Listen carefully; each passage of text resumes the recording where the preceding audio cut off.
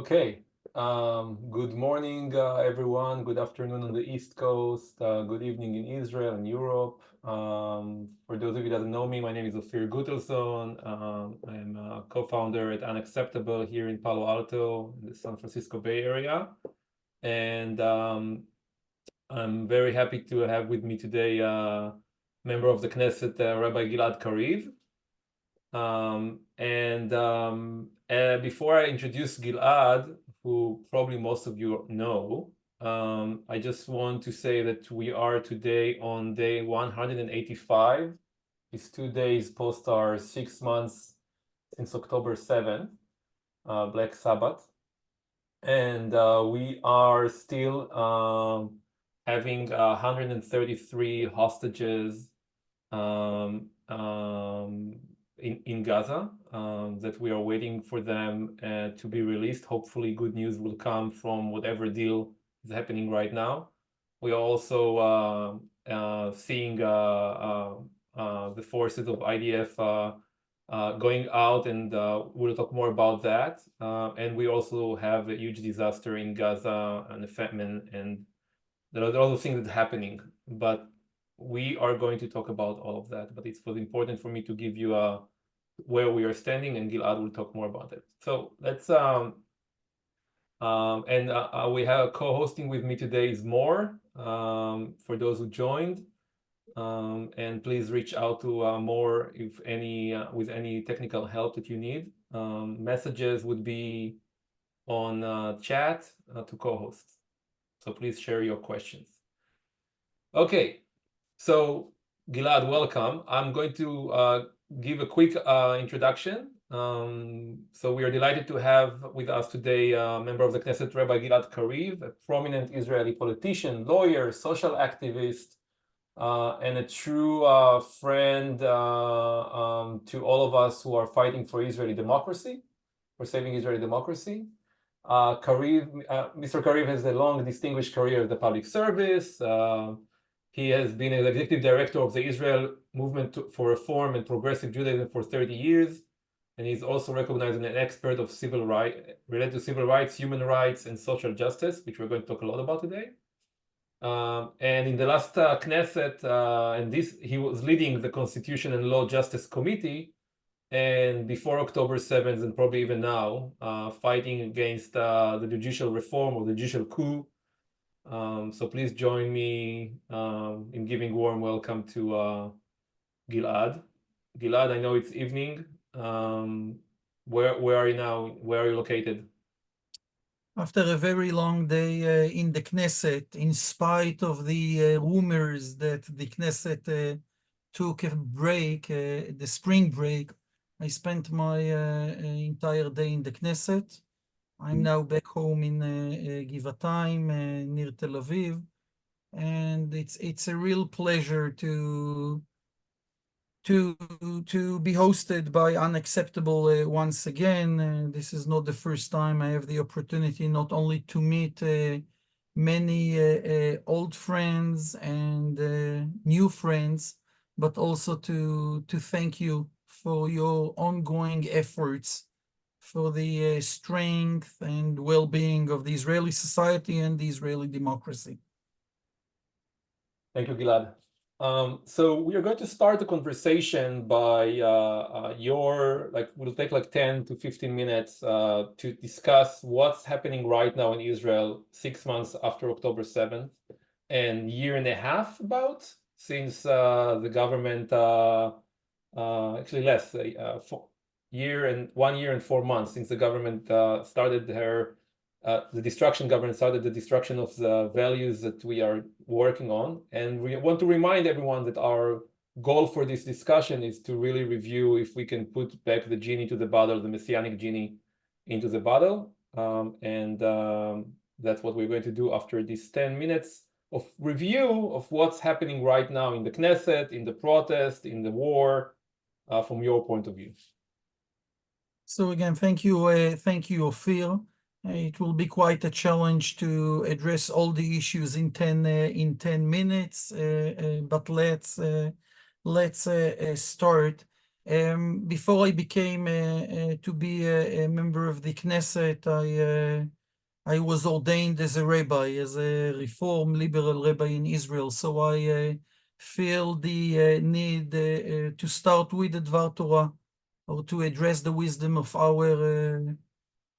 our tradition and to link it to the current situation. Ophir, you mentioned the tragic fact that we mark today the 185th day to October 7th massacre, to the war, and especially to the fact that 133 brothers and sisters are still in the hands of Hamas.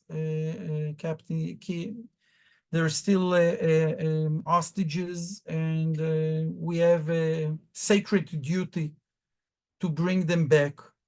This is not only the 185th day to the war, this is also the first day of the month of Nisan, the month of Passover, Chodesh Tov to all of us.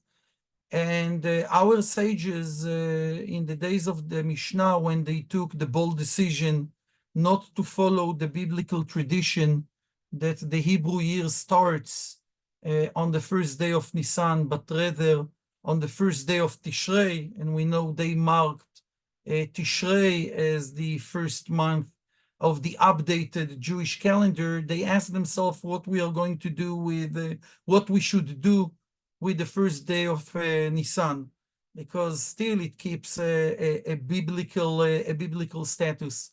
And the decision was that the first day of Nisan will be kept as Rosh Hashanah, the first day of the year, but only when it comes to the years of the kings. This is the Jewish Rosh Hashanah, New Year's of the kings.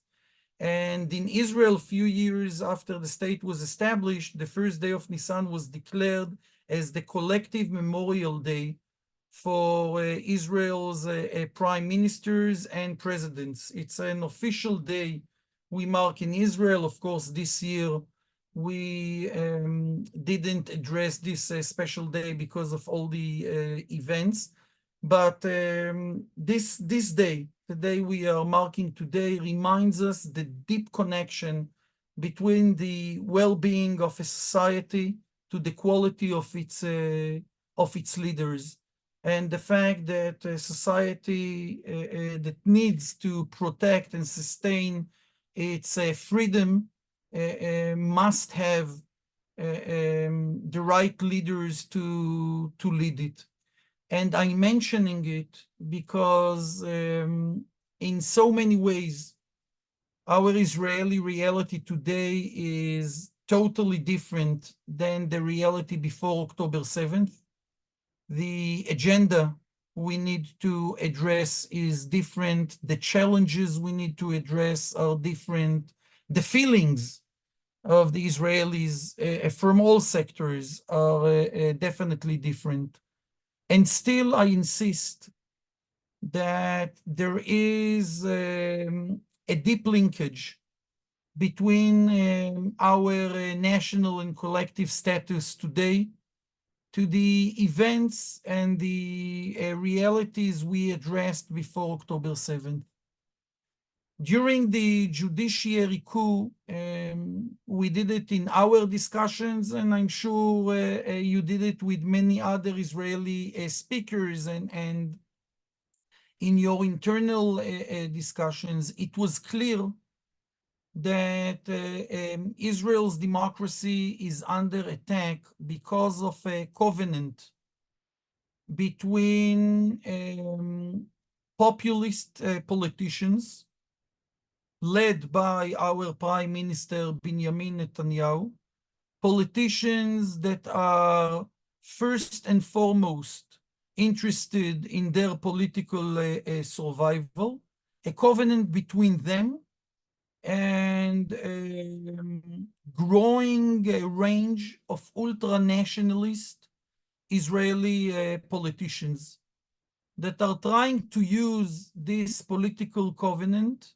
and the judiciary coup in order to push their ideas of Jewish superiority to the heart of the Israeli public discourse, and for the first time to gain full legitimacy to their ideas. Now, unfortunately, while we say many times that we should not go back to October 6th, and I believe that many Israelis are convinced we need to change the public and political discourse in Israel, this covenant is still extremely strong.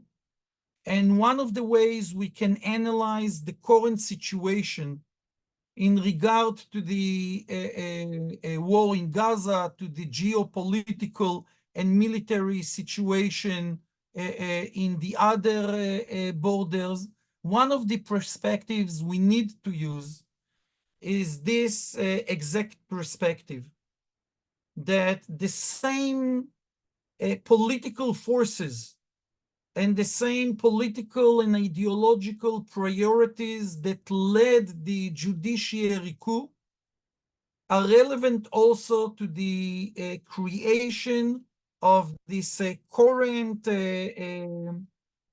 moment, frightening moment in our history. And I will try to explain why I'm saying it. And of course, I'm using big titles, and the reality is much more complicated. But in so many ways, the war ended. The war in Gaza ended when the IDF started the military operation in Gaza with more than 3 divisions in this small piece of land.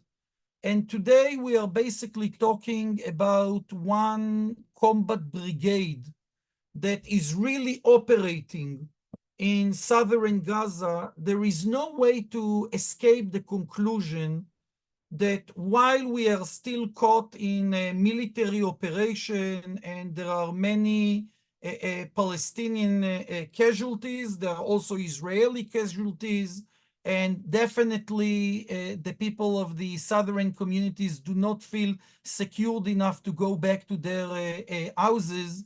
We're not talking about an active war. We are talking about an intensive military operation. Now, why is it so important? Because there is a clear attempt of Netanyahu and the Israeli government to present the current situation as if we are in the midst of the war itself. And this notion is being used by Netanyahu and by his partners in order to achieve a few goals. First, if we are still in the midst of the war itself, Israel cannot allow itself national elections. You don't go to the polls or to vote when you are in the midst of a giant war. Second, Netanyahu is not brave enough in order to present the real situation to the citizens of Israel. The use of those titles, הניצחון המוחלט, the complete victory, is being used by Netanyahu again and again in order to please his base and to deceive his base and the entire Israeli society as if there will be a specific moment in which we can declare the full victory over Hamas. And the third goal is trying to achieve by this false presentation is his refusal to present any concrete vision to the political stage we need to enter after we ended the intensive military stage.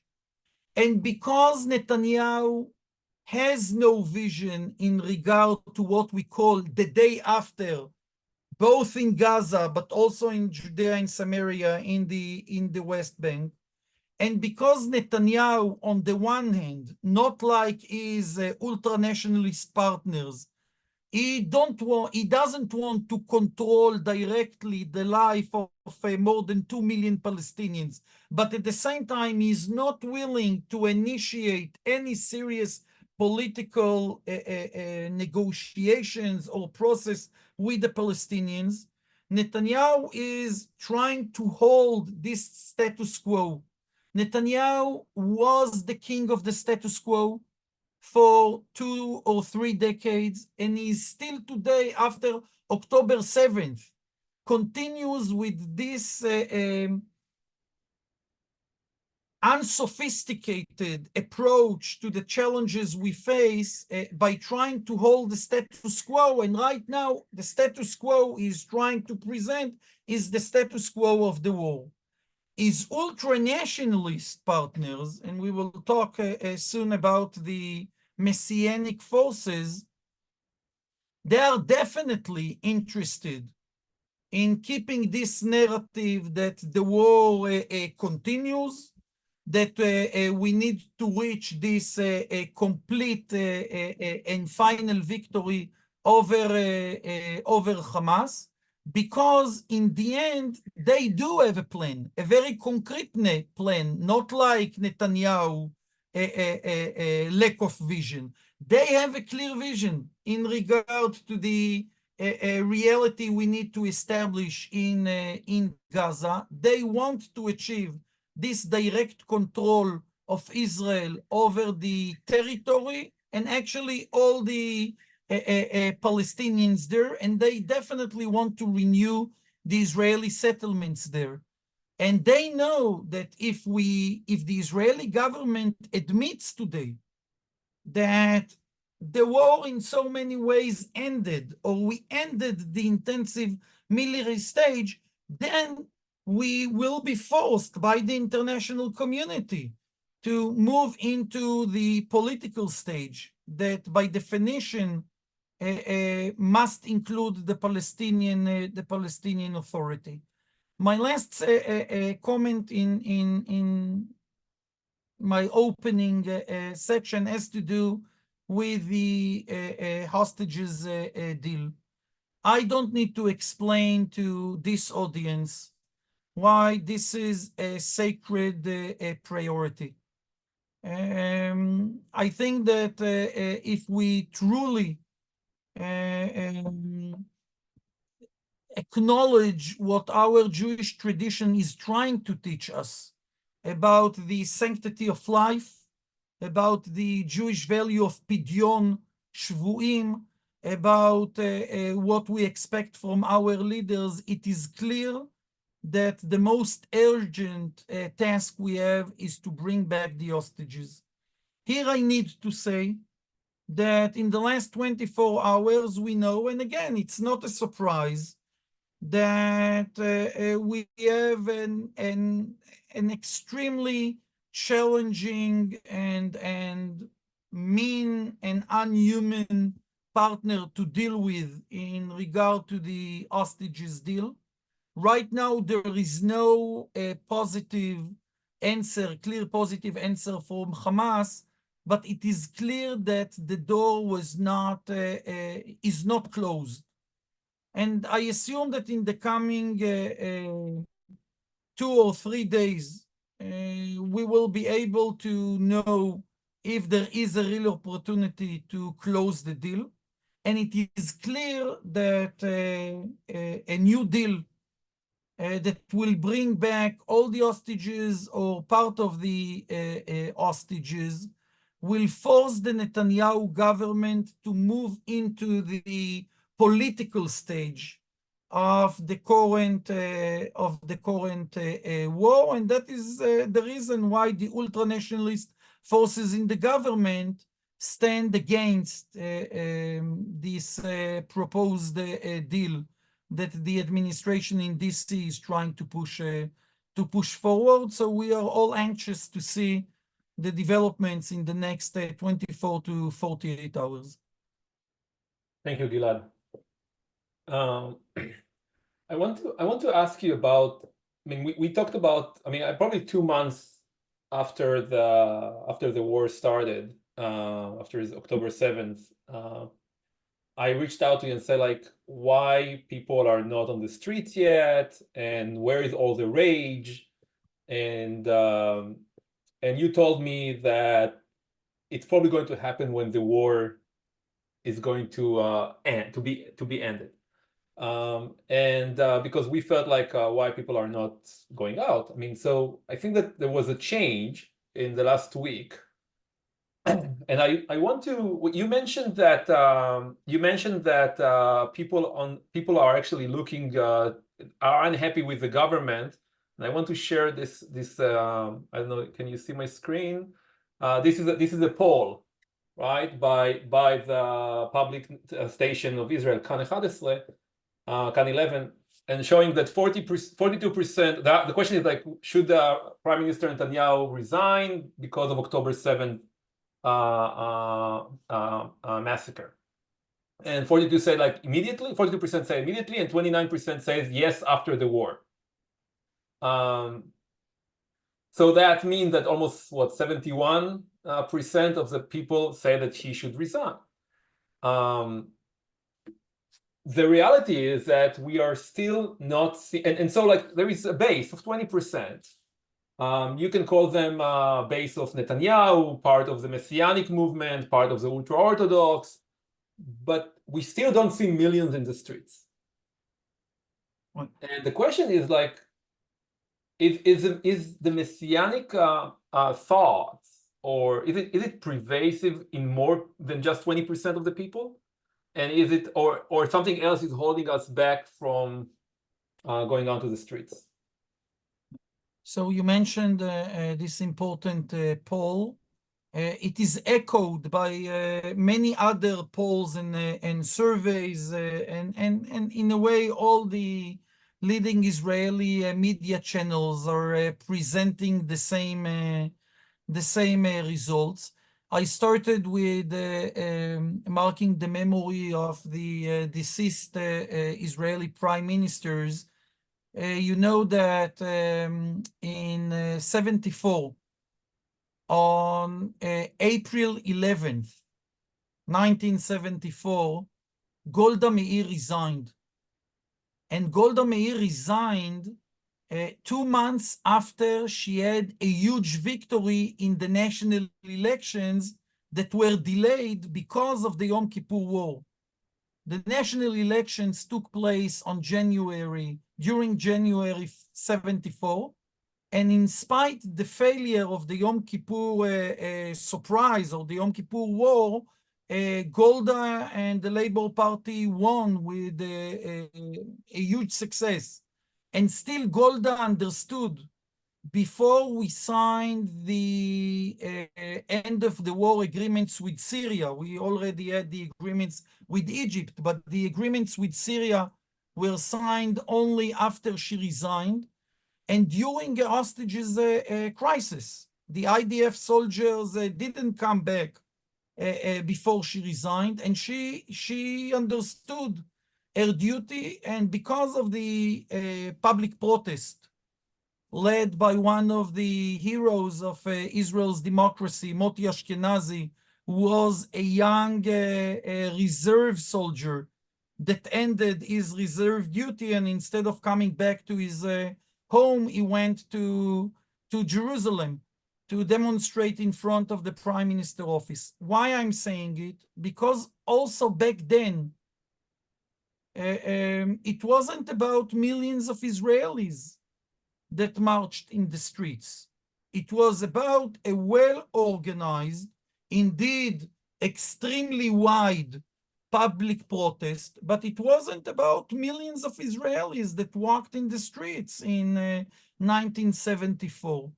You know, there are different studies, and we mentioned them during the judiciary coup. There are different international studies that showed that if 3% of the population are involved on a regular base, on an ongoing base, with a democratic protest, it is extremely difficult for the regime, for the government, not to address this demand to resign. Now, last week, for 3 days, we had more than 100,000 Israelis in the streets of Jerusalem in front of the Knesset. Please keep in mind that today in Israel, we are all waiting for the Iranian response to the attack on their commanders in Syria.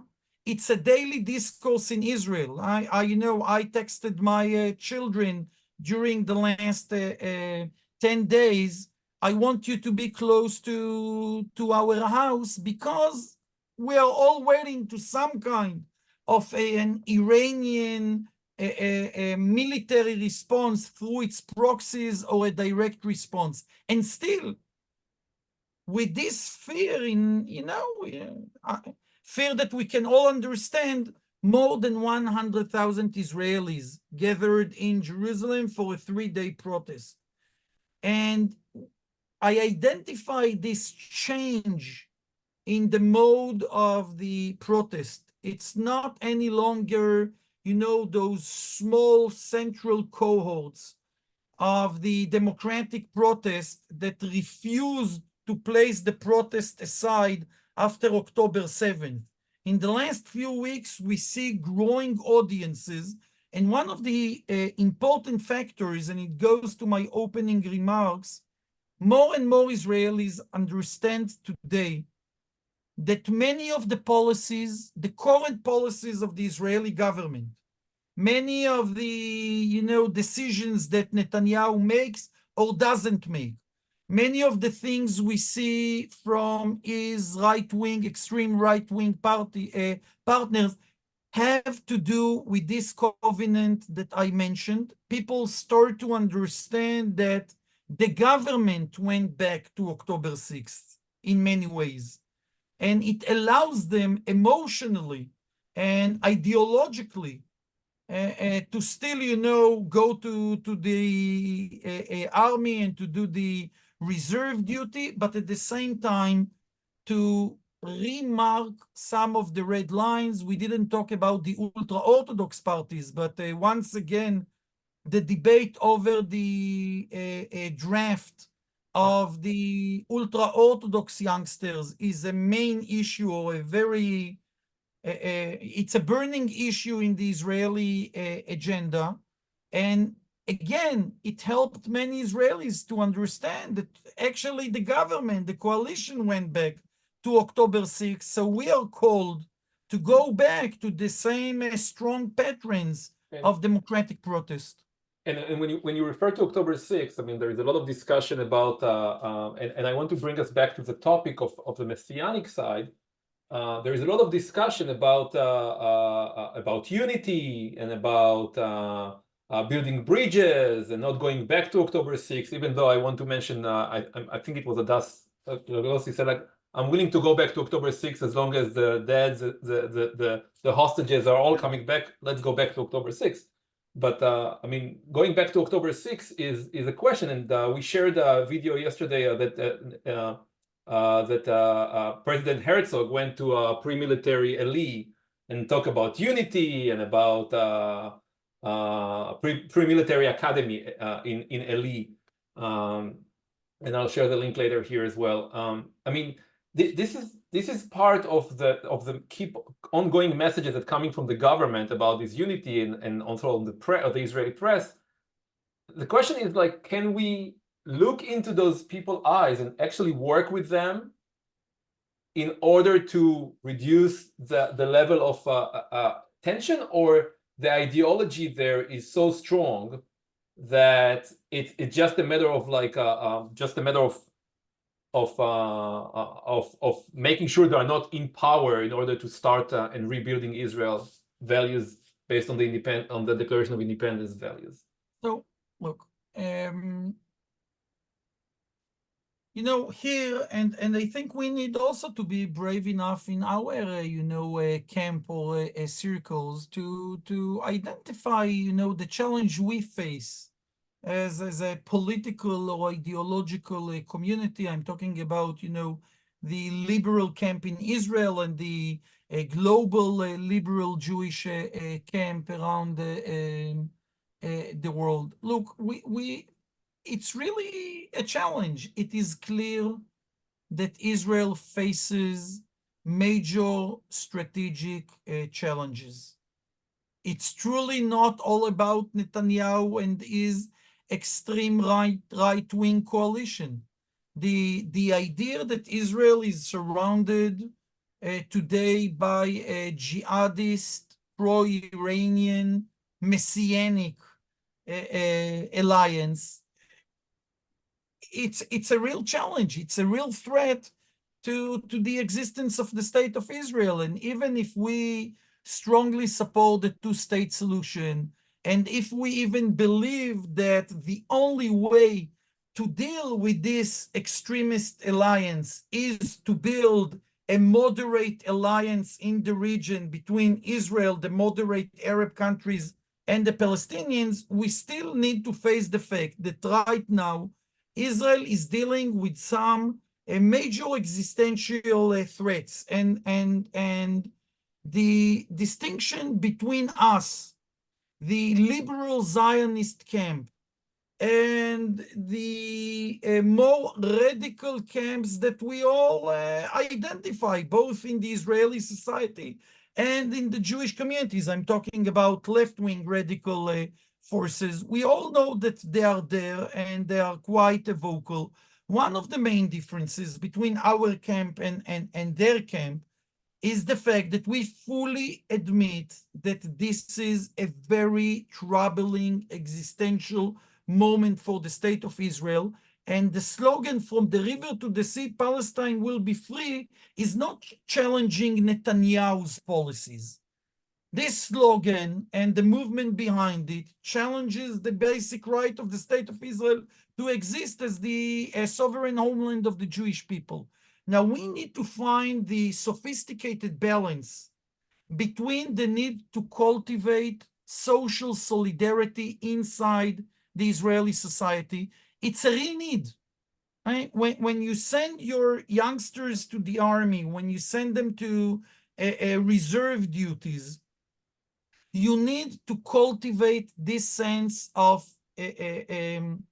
collective solidarity, of national unity. Those are not only slogans used by Netanyahu and his supporters in order to push back the need for new elections. There is something real in this need and this desire to find some comfort and strength in this unity. Our task is to remind the Israelis the difference between social solidarity, national solidarity, and even unity, and this automatic,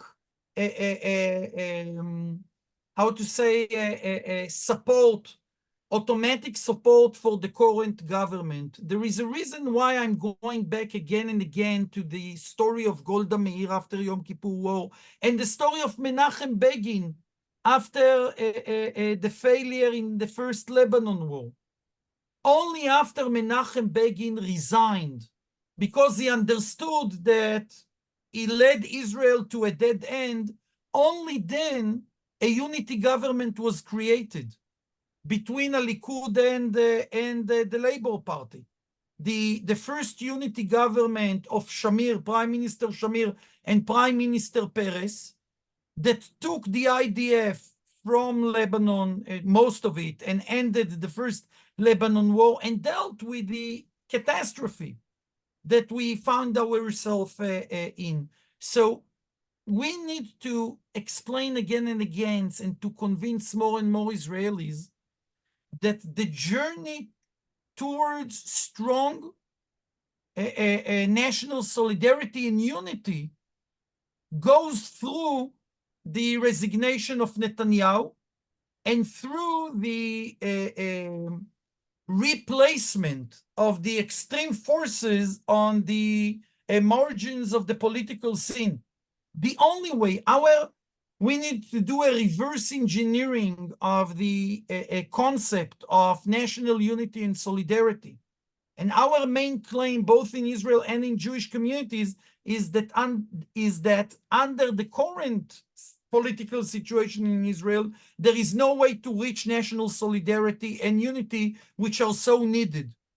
And why is Netanyahu, that? Why and let's just deep dive to that. I mean, like the idea that you cannot create solidarity and unity is because of the ideology. I mean, we are seeing Messianic ideology on both, obviously, sides, on the Jewish side, on the Arab side. Actually, there was Shlomi Eldar, amazing piece on the Haaretz, if you haven't seen it yet, about the Messianic side of the which we know called Hamas. The idea is that the Messianic is really against the values of democratic values. It's not just about Palestinians, it's about even women and LGBTQ and others, right? look, first, the slogan "From the river to the sea" is being used by the two extremist forces, the Palestinians and the Israelis.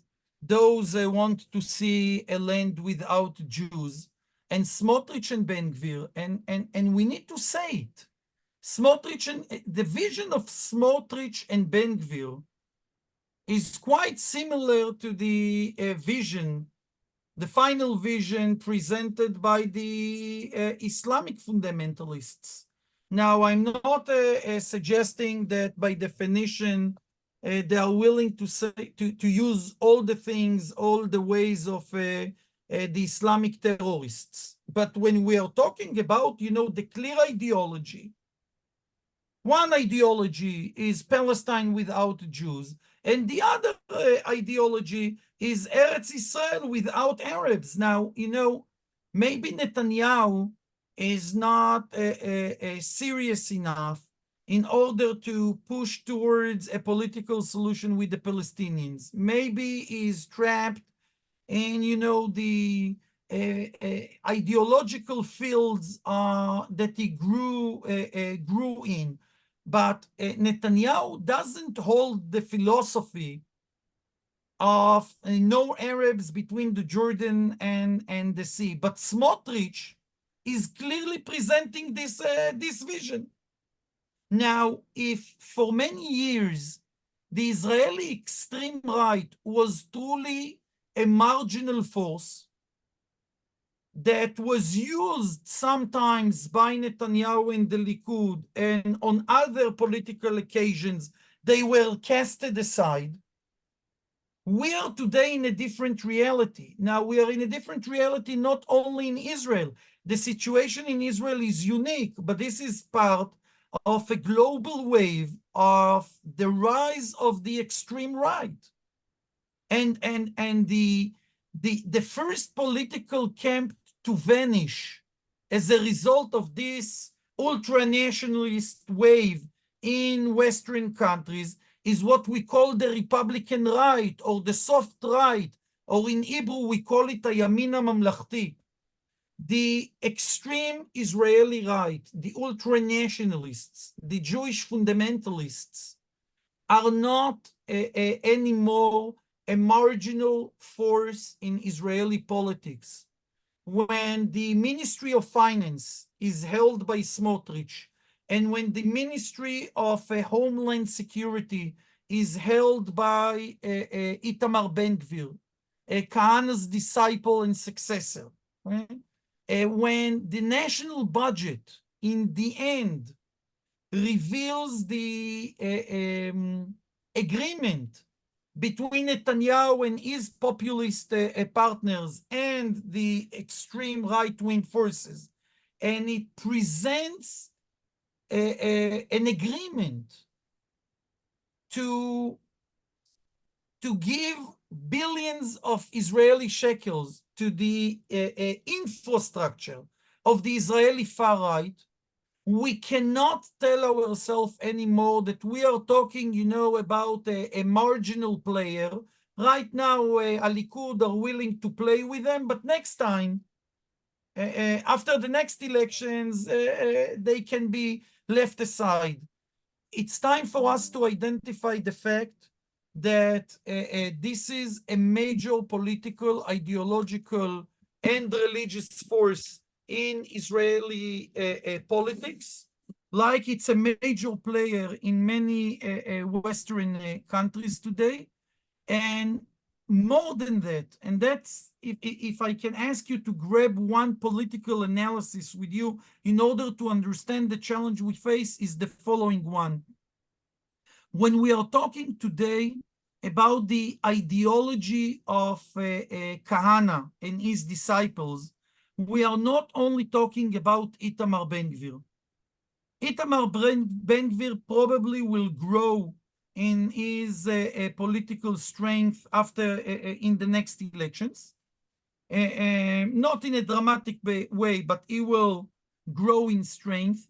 But what we need to understand today, that half of the Likud Knesset members are holding the same philosophy. We need to understand today that the same way the American Republican Party shifted its ideological face and its political behavior, our Likud today is not the Likud of Menachem Begin and Yitzhak Shamir. It's not even the Likud of Netanyahu for most of his years as the leader of Likud and prime minister. The ultra-right, ultra-nationalist philosophy became to be a major player inside the leading governing party in Israel. And that is why we need to identify it as a major negative development in the Israeli society. And it calls all of us not to hold this naive thought that it's all about Netanyahu. It's not all about Netanyahu. Definitely Netanyahu and his politics are a huge obstacle in our journey to redesign, this collective understanding, this national covenant, which is based on the principle of the Declaration of Independence. But we are not allowed to be naive. It's much bigger than Netanyahu. The same way Netanyahu is using the ultra-right forces, they are using him in order to become a very serious and dominant player in Israeli society and Israeli politics. Gilad, you have recently endorsed Yair Golan as part of this effort to bring the democratic forces in Israel to go and on the next election. The question is why do you think that there is a power? I mean, we see the unity party of Benny Gantz and Isaac Hotz still part of the Netanyahu government. We see a lot of people are still in this camp. I mean, the question is like, if there is any steps that we can take from here other than supporting you guys and all the democratic forces in Israel. I mean, we are going on the streets right now in New York, in Seattle, in Los Angeles, in other places, in San Francisco, of course. But what other steps you see that could help us bring back the genie to the bottle? I mean, like, what else can be done from here, or what else can be done in Israel to get there?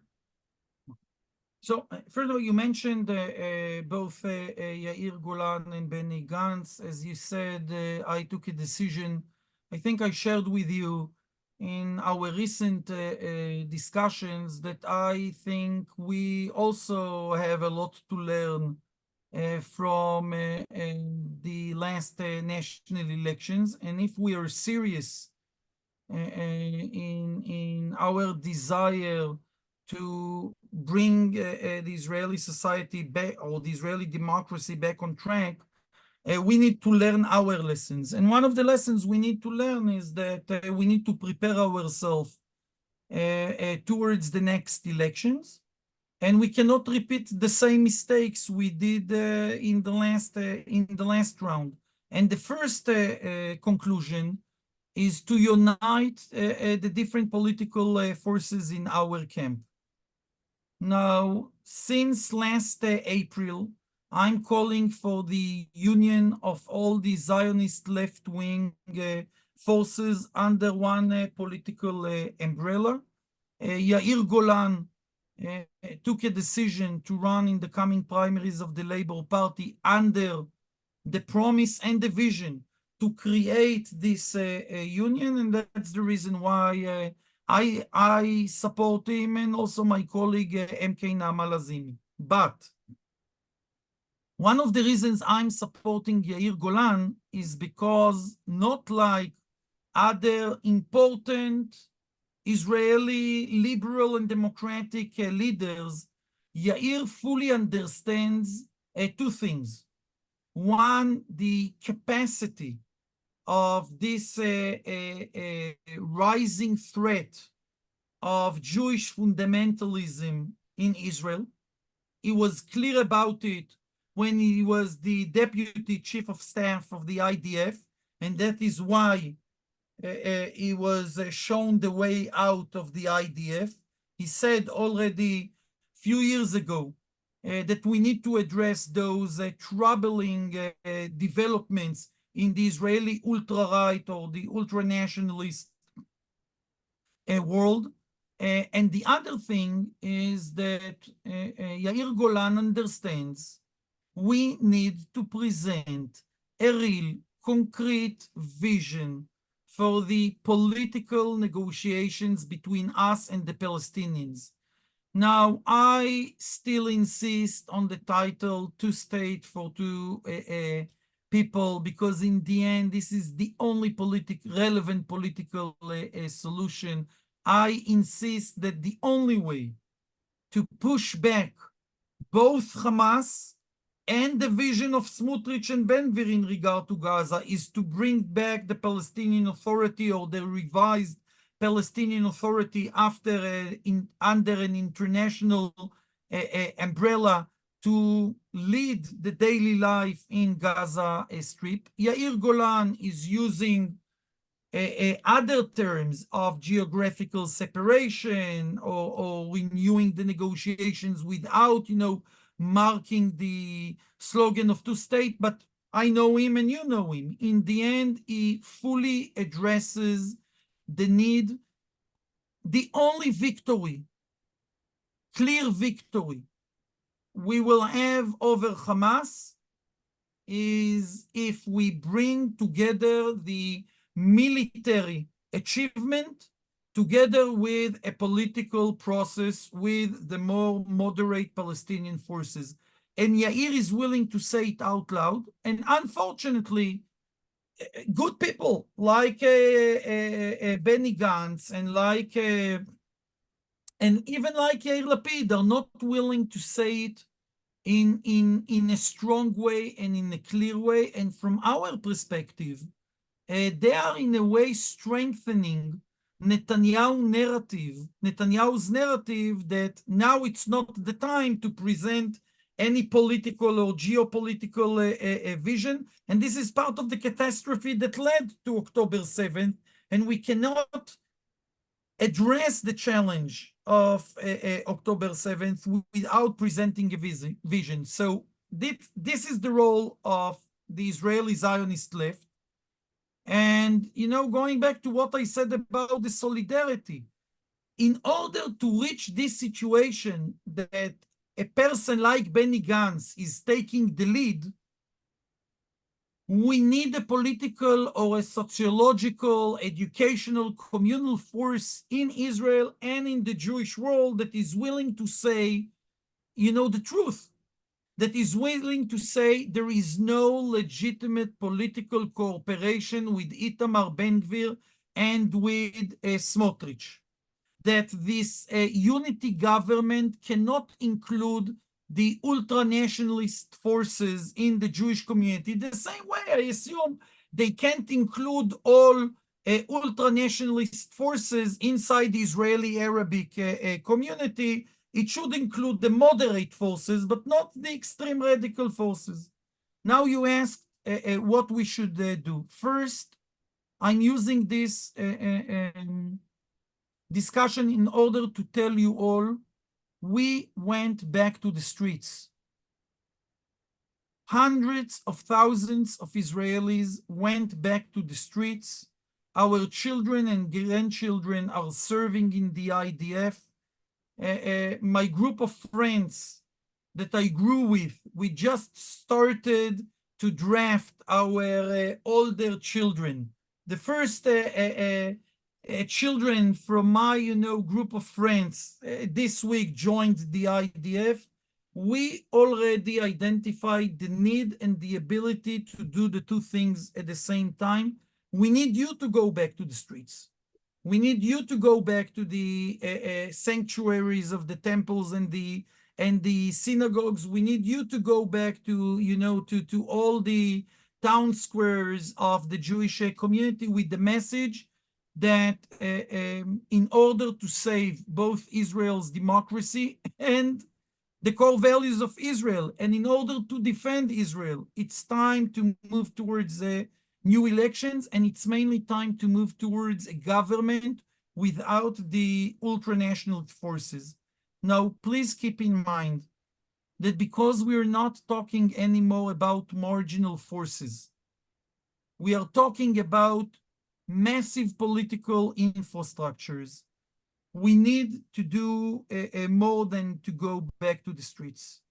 First, we need to identify the ultra-nationalist forces as a real existential danger to the state of Israel, to Zionism, and to the future relations of diaspora Jews and the state of Israel. During the judiciary coup, we didn't identify them as the main players. We knew that they are there, but it was mainly about Netanyahu and Yariv Levin. This is the time, because of October 7th, to understand that we need to identify them, those forces, as a serious and again existential threat to the well-being of the state of Israel and the Israeli society. We need to delegitimize them. There are many players in the Jewish world, especially in North America, that still feel embarrassed to say to a prominent Israeli minister, you are not welcomed. They still feel the need, and I understand it. I'm not cynical in regard to this protocol. I fully understand from where this protocol comes. But we need to understand that the diplomatic protocol of the Jewish communities around the world cannot stay the same protocol. It's okay to welcome with open arms politicians that we don't agree with. It's okay to be against the two-state solution. It's important that we will hear the views of those Israeli politicians that don't believe we can identify now a decent Palestinian partner for a two-state solution. But please make the difference between those right-wing traditional politicians, the Yitzhak Shamir type politicians that still exist, and the ultra-nationalist players. They cannot be welcomed by the mainstream of the Jewish communities in North America and other parts. And I need to say that we started to see, positive developments. Smotrich was not welcomed by the mainstream organizations of North American Jewry, and we need to continue with it. The other thing we need to do, and this is a joint task, the rise of the ultra-nationalist forces in Israel reminds us the need to cultivate the alternative Jewish voice, the alternative Jewish vocabulary, the alternative Jewish narratives and stories. Small p progressive Judaism, small l liberal Judaism, and I include, secular Judaism, Reform Judaism, conservative Judaism, even moderate, modern Orthodox Judaism. We need to understand today that the concept of religious pluralism is not about our ability to use a public transportation on Shabbat or to have a Reform rabbi officiating in our wedding in Israel. It's extremely important. I spent my entire non-political career on those issues. But right now, the battle for religious pluralism in Israel, Jewish diversity, is all around the need to present an alternative Jewish Zionist narrative to the ultra-nationalist narrative that comes from the pre-army academy of Eli, Smotrich, and Ben Gvir. And here, I'm saying it as an Israeli Reform rabbi. I led the Israeli Reform movement. Without full cooperation of North American Jewry and Israeli liberal Jewry, with all the denominations involved and the unaffiliated forces, I'm talking about the bigger liberal camp, we will not be able to present this alternative narrative. It has to do with our awareness to the human suffering or the human tragedies that take place today in Gaza because of the war, to the need to cultivate the sense that peace and the ability to talk with the other owners of this sacred land. This is part of our Jewish tradition. We need to work very hard after October 7th in order to cultivate, sustain, and develop this narrative. And that's bring us almost to the end. I mean, and you kind of like answered some of the question I wanted to ask about Passover. And since you are a rabbi, and I mean, I think that one of the things that we have seen, and it's similar to what happened in the US, in Israel, when we talk about the Jewish overalls, there is a lot of families are going to sit around the table in Passover, young generation, older generation, different point of views. What would you change, or what are you planning to do in your Passover meal different this year? And that would be our last question. So, like a rabbi and a politician, before I address your answer, an additional sentence, and here I'm sharing with you our plans. One other thing we need to do, because they became to be such strong players in Israeli politics, is to deeply monitor the track of money, of public money, to their institutions. We must dramatically strengthen the Israeli civil society that deals with the way the Israeli government is building and strengthening the infrastructures of the Israeli ultranationalist forces. Now, I'm telling you that for many years, this was not the main focus of the Israeli civil society. But today, many of the long-standing players in the Israeli civil society, together with us, the liberal politicians, we will have to work very hard in order to block the revealed and unrevealed channels of public funding to those institutions. And here it's a huge challenge of the Israeli civil society. Now, in regard to Passover, I will mention only one thing. You know, it is clear that if not all hostages, all the hostages are back home and able to celebrate with their families, that we will mark this tragedy during our Seder. We will leave an empty chair. We will mention it at the beginning of the Seder. Definitely, their story will be part of our Agadah. I want you to know that there are many interesting initiatives right now in Israel to include testimonies of people from the southern communities, from the families of the hostages, and to bring them to the Agadah in different places during the ceremony. And I'm sure that in the coming few days, part of those materials will be translated to English. So I'm calling you to Google it, and I'm sure maybe unacceptable, we can do it together to identify a few pieces of readings that were presented recently by families, by the different communities. But following what I said about the need always to balance,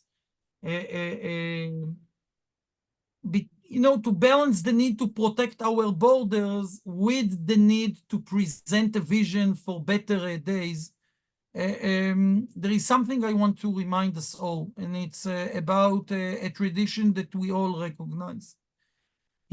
Strangely, our tradition roots the particular message of our tradition and the universal message of our tradition in the same event of the Exodus. Now, it is strange because we can think about a different option of rooting the universal message in the creation of the world. The Torah starts with the creation of the world and with humanity, and not with Avraham Avinu or Moshe Rabbeinu.